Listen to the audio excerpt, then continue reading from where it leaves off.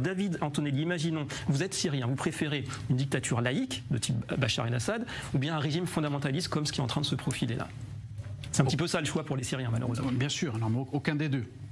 Mais après, il faut faire attention. Il faut faire attention. Amir Badran, une fois de plus, dérape. Et Israël n'a jamais commis d'atrocité sur sa propre population comme l'a fait Bachar el-Assad.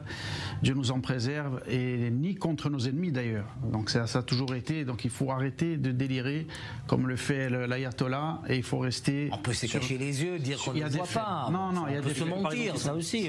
On ferme le truc sur ça. Maintenant, concernant la Syrie, ce qu'on peut dire par rapport à ce changement de régime, ça sera de toute façon la peste et le choléra, que ce soit l'un ou l'autre, je ne pense pas que ça changera grand-chose. Maintenant, concernant ce qu'on peut dire, Bachar el-Assad, tout simplement, il s'est tiré une balle dans le pied lui-même en réalité, parce que en 2011, justement, lorsqu'il a déclaré la guerre au sein de sa propre population, que ça a commencé en 2011, c'est là que justement il y a eu une rupture pour lui par rapport à son régime qui s'est affaibli et qu'il a été dépendant d'ailleurs de toutes les forces extérieures. C'est à partir de là que ça a commencé d'ailleurs, quand il y a eu la guerre civile. Il a été dépendant des Russes, il a été dépendant de l'Iran, du Hezbollah, c'est-à-dire qu'il a perdu tout ça finalement, et le retrait du Liban aussi auparavant bien évidemment, qui a complètement affaibli son régime. Ça c'est le premier point.